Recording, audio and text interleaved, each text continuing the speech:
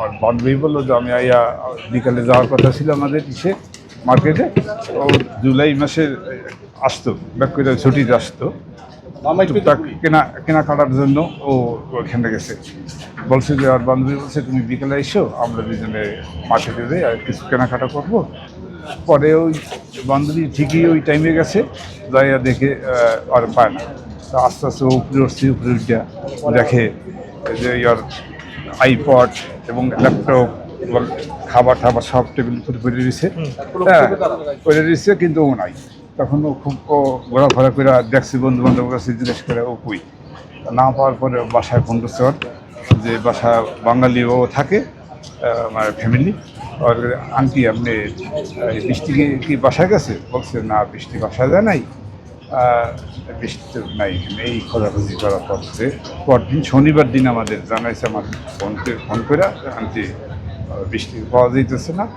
হ্যাঁ, আমরা ধারণা করছিলাম যে হয়তো কোনো ছুটি 2 দিন করতে গেছে।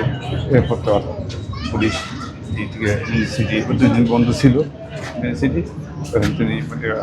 পরে থেকে পরে ফার্স্টে লাস্ট পাওয়া গেছে লিমনের, বৃষ্টিটা পায় নাই। তখন আমরা আরও একটা আশঙ্কায় পড়ে গেলাম। পরে দেখা যায় যে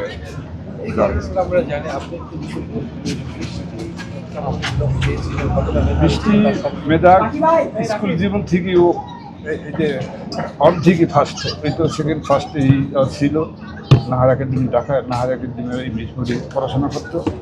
খুব আদরের বাকি আমাদের প্রথম আমার ফ্যামিলি, আমরা 5 ভাই বোনের মধ্যে, আর ভাই আমার পরে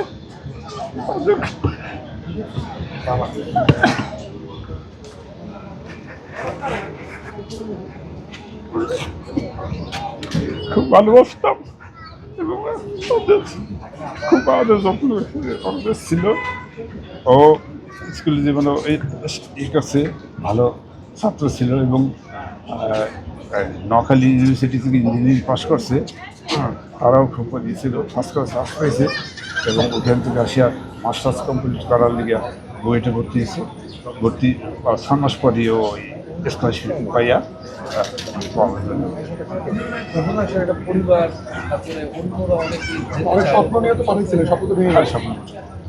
অনেক ছিল। আমি একদিন জিজ্ঞাসা করলাম তুমি বিদেশে যাবা, কিন্তু তুমি 3 দিন পাস করতে এই দেশে করো।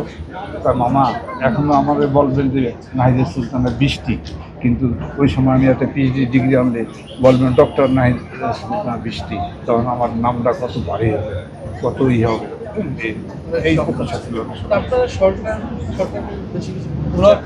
সরকার আমরা বলছি যে আপনারা এরা উপযুক্ত শাস্তি ব্যবস্থা করবেন, যাতে আর ফাঁসি হয় এবং দেশে যারাই বাঙালি আছে তারাও যেন আমার ছাত্রছাত্রীরা ভালোভাবে শান্তিতে থাকতে পারে, কোনো অঘটন না ঘটে। এটাই আমাদের প্রত্যাশা। আর এই ঘাতকের জীবনটা যদি কোনো ছাড় না পায়, এটাই আমাদের কাছে। আমার নাম মোহাম্মদ আলমগীর মোল্লা, মাদার সদর জেলার মামা। আমি মেজু মামা, বড় জন ইতালি থেকে, ছোট জন ইতালি।